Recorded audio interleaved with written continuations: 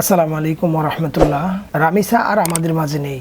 তাকে এক পাষণ্ড ধর্ষক তাকে ধর্ষণ করেছে। তার শাস্তি দাবি করছে সর্বোচ্চ শাস্তি। তাকে যেন জনতার সামনে দেশের 18 কোটি 20 কোটি মানুষের সামনে যেন তাকে ফাঁসি দেওয়া হয়, এবং এটা দেখে যেন সমস্ত ধর্ষক তাদের লালসা যেন এমনিতেই নিভে যায় দেখার পরে। তো চিন্তা করে দেখেন যে দ্বিতীয় শ্রেণীর একটি মেয়ে রামিসা, তাকে ধর্ষণ করে হত্যা করে তার মাথাকে আলাদা করে ফেলেছে ঘাড় থেকে। এটি আসলেই দুঃখজনক এবং ব্যথিত হওয়ার বিষয়। আপনারা জানেন যে বাংলাদেশে এরকমের অহরহর হচ্ছে, এবং এটা নিয়ে সবাই প্রতিবাদ জানিয়েছে, সমস্ত রাজনৈতিক দলগুলো প্রতিবাদ জানিয়েছে এবং সর্বস্তরের মানুষ প্রতিবাদ জানিয়েছে। আপনি চিন্তা করে দেখেন, যখন মেয়েটা স্কুলে যাবে, তো মেয়েটা বের হয়ে গেছে, মেয়েটাকে তার পাশের ফ্ল্যাটের পাষণ্ড ধর্ষক তার হাত ধরে টেনে নিয়ে তারপরে তাকে ধর্ষণ করেছে, এবং তাকে ধর্ষণ করার পরে তাকে জবও করা হয়েছে।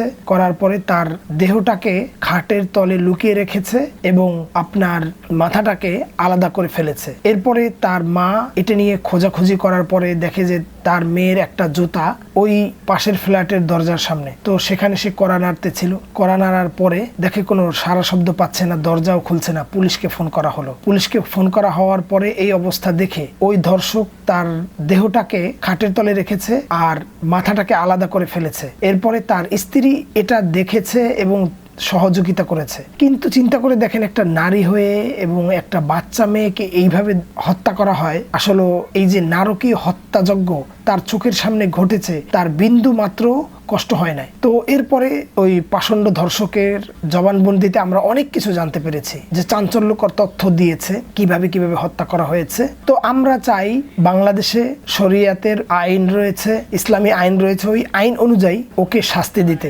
সবার সামনে বসে। ইসলামী আইন ছাড়া এর বিচার করা সম্ভব না, কারণ আমরা দেখেছি যে অনেকগুলো বিচার এখন পর্যন্ত বেজে আছে। প্রায় 20 থেকে 30টা ধর্ষণের মামলা, ধর্ষণের সর্বোচ্চ শাস্তি রায় হয়ে গেছে, কিন্তু কোনো কার্যকারিতা আমরা দেখছি না। তো এরপরে আপনারা দেখছেন যে মেয়ের বাবা বলেছে যে আপনারা বিচার করতে পারবেন না, আমরা আপনাদের কাছে বিচার চাই না। যে বিচারের প্রতি তাদের আস্থা উঠে গেছে, বিচারের প্রতি তাদের ভরসা নেই। তো এই কারণে পুলিশকে অনির্ভরশীলতা হতে হলে এই কথা বলে, কতটা আস্থাহীনতার মধ্যে হলে এটা বলতে পারে। তো একটা ব্যাপার হচ্ছে যে আমরা শরিয়াতের অনুযায়ী বিচার চাই। মুসলমানের আইন আছে, কোরআন এবং হাদিসে যেই আইন রয়েছে সেই আইন অনুযায়ী ওই ঘাতক ধর্ষক খুনির বিচার হওয়া উচিত। এটা আমরা সবাই চাই। বাংলাদেশের সমস্ত ইসলামী দল যারা রয়েছে তারা সবাই চায়। অবশ্যই তাহলে সুষ্ঠু বিচার হবে এবং এই বিচারে সবাই খুশি হবে, এবং এটা বাবার আহাজারির এবং অন্তরের কথা এবং 18 কোটি মানুষের কথা। দর্শক, আপনি অবশ্যই ভিডিওটি শেয়ার করবেন এবং সবাইকে জানিয়ে দেওয়ার চেষ্টা করবেন। আল্লাহ তাআলা আমাদের সবাইকে কবুল আর মঞ্জুর করুন।